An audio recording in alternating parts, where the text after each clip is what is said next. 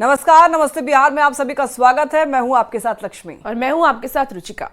तो आज लोकसभा में पेश होगा वक्फ बिल। दोपहर 12 बजे वक्फ संशोधन बिल पेश किया जाएगा। लोकसभा में वक्फ बिल पर 8 घंटे चर्चा होगी। सदन में हंगामे के आसार हैं। 3 अप्रैल को राज्यसभा में पेश करने की तैयारी है बिल को। ये बड़ी खबर आप तक पहुंचा रहे हैं। आज का ये अपडेट, दोपहर 12 बजे वक्फ संशोधन बिल को पेश किया जाएगा सदन में। लोकसभा में वक्फ बिल पर 8 घंटे चर्चा होगी और वहीं देखिए सदन में हंगामे के भी आसार हैं। 3 अप्रैल को राज्यसभा में पेश करने की तैयारी है बिल को। सदन में विपक्ष इस बिल को लेकर के हंगामा कर सकता है। साथ ही साथ मुस्लिम समुदाय के जो सांसद हैं वो भी हंगामा कर सकते हैं इस बिल को लेकर। इस बिल को लेकर पूरे देश भर में चर्चा है और आपको बताते चलें आज पेश किया जाना है सदन में। तो लोकसभा में देखिए सदन में हंगामे के आसार हैं। इस बिल पर लोकसभा में 8 घंटे चर्चा होगी। वक्फ संशोधन बिल को लेकर के हर जगह चर्चा हो रही है। आज इसे लोकसभा में पेश किया जाएगा। दोपहर 12 बजे का समय है जब बिल को पेश किया जाएगा।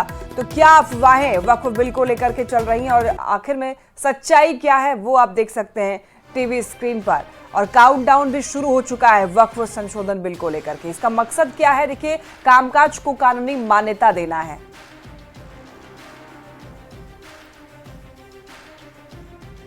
और आज आपको बता दें कि वक्फ बिल पेश किया जाना है। और इस बीच आपको एक और बड़ी खबर बता दें, जहां इदारा-ए-शरिया का सीएम नीतीश को पत्र भेजा गया है। वक्फ बिल पेश होने से पहले ये पत्र भेजा गया। सीएम नीतीश से मांग की गई है कि फिर से समर्थन पर विचार की मांग सीएम नीतीश से की गई है। इस वक्त की आपको बड़ी खबर बिहार के राजनीति गलियारे से बता रहे हैं, जहां इदारा-ए-शरिया का सीएम नीतीश को पत्र भेजा गया है। वक्फ बिल पेश होने से पहले ये पत्र भेजा गया है। और ज्यादा जानकारी के साथ न्यूज 18 संवाददाता आनंद अमृतराज इस वक्त हमारे साथ फोन लाइन पर जुड़ गए हैं। आनंद, सीएम नीतीश कुमार को ये पत्र भेजा गया है, क्या है इस पत्र में? देखिए, इदारा-ए-शरिया बिहार का एक मुस्लिम धार्मिक संगठन है और बिहार जेडीयू के राष्ट्रीय महासचिव गुलाम रसूल बलियावी वो भी इससे जुड़े हुए हैं और काफी बड़े पद पर हैं। इदारा-ए-शरिया की तरफ से एक वक्फ संशोधन बिल को लेकर एक पत्र मुख्यमंत्री नीतीश कुमार को लिखा गया है और जिसमें उनसे मांग किया गया है कि जो जेडीयू ने समर्थन किया है एक बार फिर से पुनर्विचार करे। और काफी सराहना अंदाज में नीतीश कुमार से मांग किया गया है। उन्होंने उस लाइन में ये भी लिखा गया है कि आप तो हमारे मुख्यमंत्री हैं, तो आखिर हम दर्द नगमा सुनाने कहा जाए, मगर अर्जे मुद्दा से पहले एक कविता सुनिए जो हमारे हालत का आईना है। यानी कि एक कविता के माध्यम से नीतीश कुमार को बताने की कोशिश की गई है कि अगर वक्फ संशोधन बिल लागू होता है तो वो मुस्लिमों के लिए कितना नुकसानदेह होगा।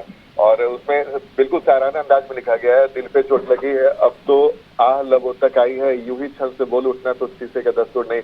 यानी कि मुख्यमंत्री से लगातार ये इस पूरे पत्र का मजमून अगर आप देखें तो यही है कि उसमें बताया गया है कि कैसे मुस्लिमों के लिए ये वक्फ संशोधन बिल अहितकर हो सकता है। और मुख्यमंत्री से उन्हें ये भी बताया गया कि आपने अपने 20 साल के शासनकाल में मुस्लिमों के लिए काफी कुछ किया। कई ऐसे मौके आए जब मुख्यमंत्री ने स्टैंड लिया जिससे मुसलमानों को राहत मिली।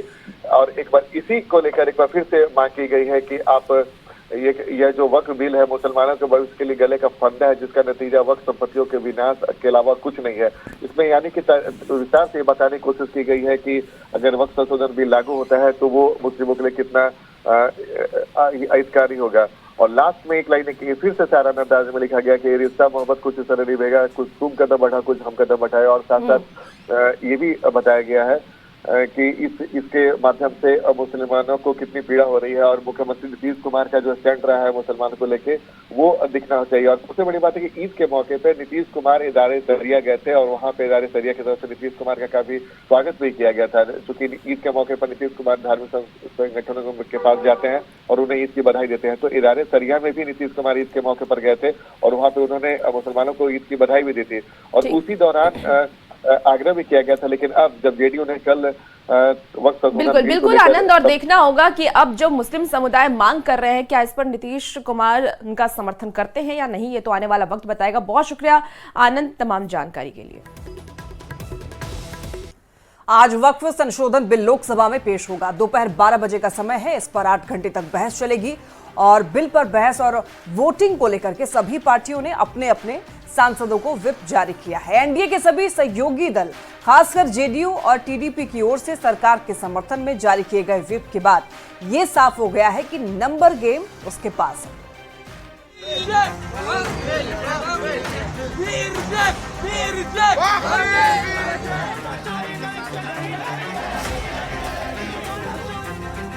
बुधवार यानी आज लोकसभा में वक्फ संशोधन बिल पेश किया जाएगा। 8 घंटे तक चर्चा चलेगी और उसके बाद वोटिंग। वक्फ संशोधन बिल को लेकर पूरे देश का सियासी पारा हाई। पक्ष और विपक्ष दोनों ही ओर से नंबर गेम में बाजी मारने की कोशिशें जारी हैं। मंगलवार को विपक्ष ने कांग्रेस अध्यक्ष मल्लिकार्जुन खड़गे की अगुवाई में बैठक कर आगे की रणनीति बनाई, तो सत्ता पक्ष के नेता भी अपनी रणनीति को पुख्ता करने में जुटे रहे।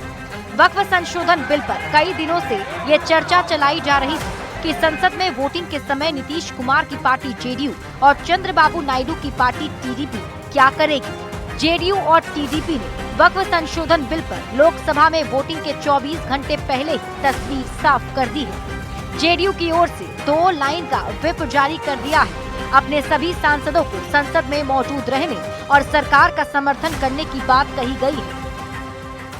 हम सरकार के साथ हैं जी। सरकार बिल ला रही है, हम सरकार के साथ हैं। बार बार ये कहा जा रहा है कि विपक्षी पार्टी के द्वारा कि इस पर विचार जेडीयू करे। हम सरकार के साथ हैं। कुछ ऐसा ही व्हिप टीडीपी की ओर से भी जारी किया गया है और अपने सांसदों को संसद में मौजूद रहने को कहा गया है। ऐसा ही व्हिप एलजेपी, आरवी, हम और शिवसेना यूबीटी की ओर से भी जारी किया गया। ऐसा नहीं है कि ऐसी कवायद सिर्फ सत्ता पक्ष की ओर से हो रही है, कुछ ऐसी कोशिश विपक्ष की ओर से भी हुई है। आरजेडी और समाजवादी पार्टी जैसी विपक्षी पार्टियों ने अपने सांसदों को व्हिप जारी कर दिया है। और ये भूल जाते हैं कि हमने फार्म लॉज के वक्त में कहा था, हाथ जोड़ के इसे मत पास करो, वापस लेना पड़ा ना। सड़कें रोशन हो गई, गांव गली रोशन हो गए, संसद को बुलडोज कर दिया, गांव को नहीं कर पाए सड़कों। अब सवाल है कि आखिर लोकसभा में नंबर गेम क्या है और किसके साथ, तो उसको इन आंकड़ों से समझते हैं। लोकसभा में कुल सांसदों की संख्या 543 है, यानी बिल पास करने के लिए 272 सांसदों की जरूरत है। लोकसभा में पार्टियों के सदस्यों की बात करें तो एनडीए यानी बीजेपी और उसके साथियों के पास 294 सांसद हैं, तो कांग्रेस और उसके साथियों के पास सांसदों की संख्या 234 है। वहीं 14 अन्य सांसद भी हैं, यानी फिलहाल एनडीए के पास 294 सांसदों का समर्थन है। बहुमत से ज्यादा संख्या सरकार के पास है, मतलब अभी की स्थिति में सरकार को बिल पास कराने में कोई मुश्किल नहीं दिखता है। Bureau report, news 18।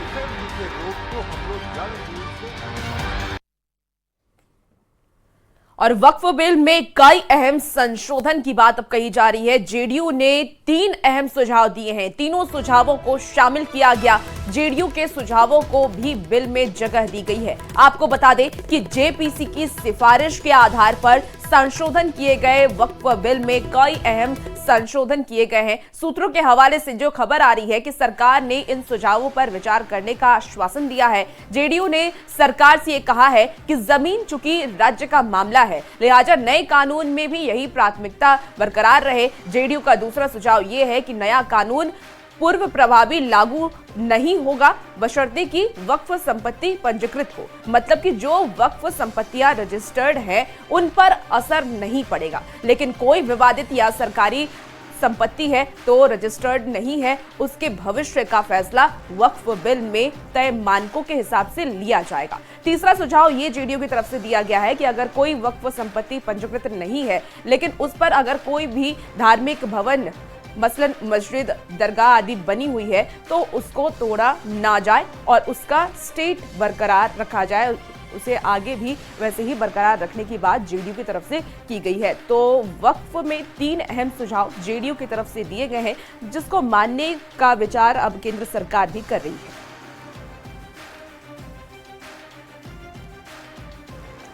वक्फ बिल पर सरकार को जेडीयू का साथ मिला। जेडीयू ने सांसदों के लिए व्हिप जारी किया है। 2 अप्रैल से 4 अप्रैल तक सदन की कार्यवाही में मौजूद रहने का व्हिप जारी है। वक्फ संशोधन बिल को लेकर जेडीयू ने व्हिप जारी किया है।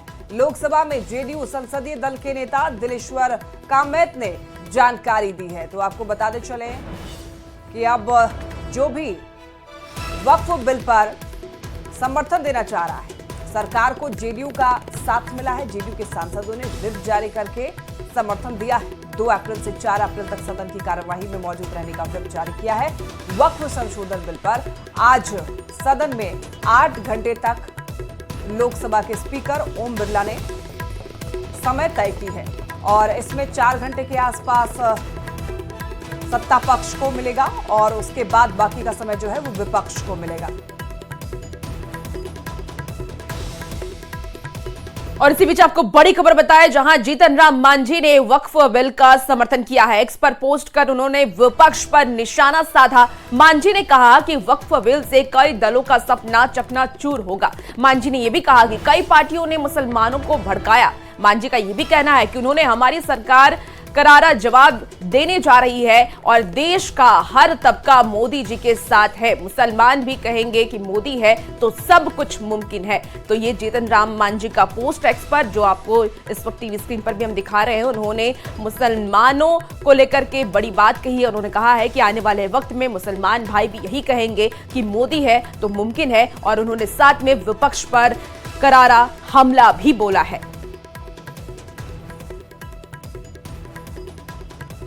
तो जैसा कि आप जान रहे हैं, वक्फ संशोधन बिल आज लोकसभा में पेश होगा और उसके पहले दावे प्रतिदावे का दौर तेज है। विपक्ष के नेता इसके विरोध की बात कह रहे हैं तो एनडीए नेताओं का कहना है कि हर अच्छी पहल का विरोध होता है।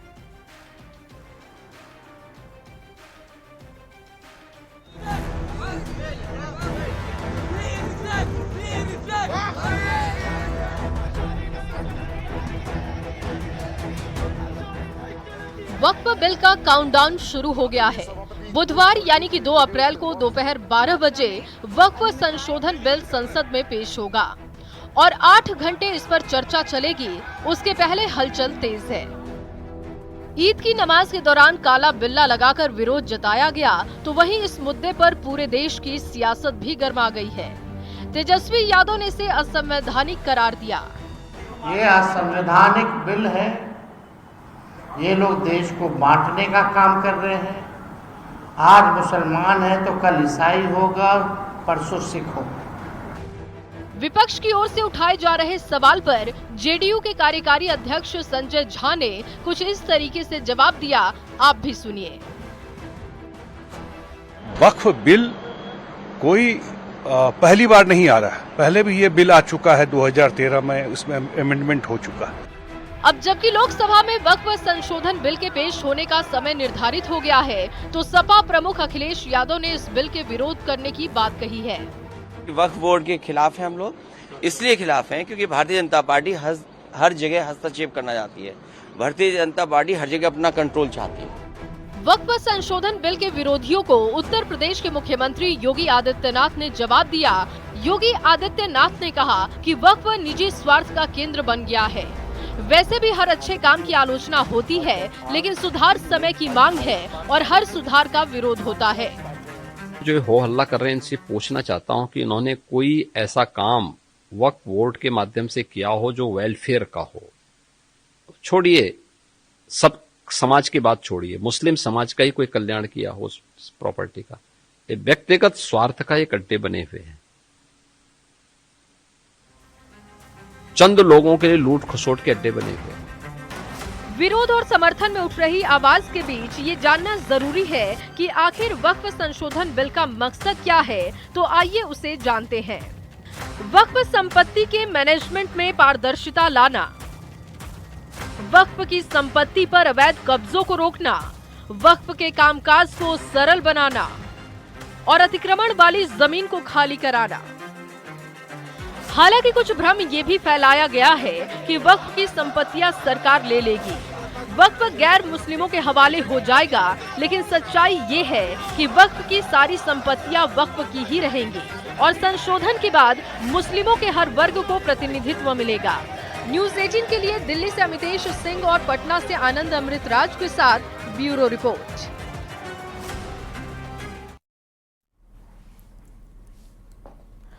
तो देखिए 2013 की बात कर ले। देखिए 293 एनडीए की सीट है, जिसमें बीजेपी 240, टीडीपी 16, जेडीयू 12, शिवसेना के पास 7 है, एलजेपी आरबी के पास 5 सीट है और आरएलडी के पास 2 सीट है। इसके साथ ही जनसेना पार्टी के पास 2 सीट है, जेडीएस के पास 2 सीट है, एनसीपी के पास 1 सीट है और अन्य के पास 6 सीट है। कुल मिलाकर के 293 ये सीट है और इस बिल को पास कराने के लिए बहुमत भी काफी है। अब देखिए विपक्ष की बात कर लें तो कुल सीटें 250 है। तो देखिए अभी मौजूदा स्थिति क्या है वो आप टीवी स्क्रीन पर देख रहे हैं। ये जो नंबर गेम है वो यहाँ पर आप देख सकते हैं ग्राफिक्स के जरिए। एनडीए खेमे में कितने यहाँ पर संख्या है वो आप देख सकते हैं। कुल 293 एनडीए के पास ये संख्या है। और वहीं विपक्ष की बात करें तो बिल के विरोध में कौन कौन है। देखिए कांग्रेस बिल के विरोध में है, समाजवादी पार्टी बिल के विरोध में है, टीएमसी, डीएमके और इनके पास अभी कितने सांसद हैं वो भी आप देख सकते हैं टीवी स्क्रीन पर। तो कांग्रेस के 99 सांसद हैं, समाजवादी पार्टी के 37 हैं, टीएमसी से 28 हैं, डीएमके के 22 हैं, वहीं शिवसेना यूबीटी के 9 हैं, एनसीपी शरद पवार के गुट के इधर 8 हैं, सीपीआईएम के 4, आरजेडी के 4 हैं, जेएमएम के 3 और वहीं देखिए आईयूएमएल के 3 हैं। आपकी बात कर लें तो आपकी संख्या 3 है, सीपीआईएमएल 2, जेकेएनसी के 2 हैं, सीपीआई के 2, वीसी के 2, अन्य 7 हैं। तो यानी कि कुल मिलाकर जो विरोध में होंगे विपक्ष की संख्या की बात करें तो कुल 250 है। और ऐसे में अगर संख्या बल की बात करें तो टीडीपी और जेडीयू इनका समर्थन खासतौर पर एनडीए को चाहिए इस बिल को पेश करने के लिए।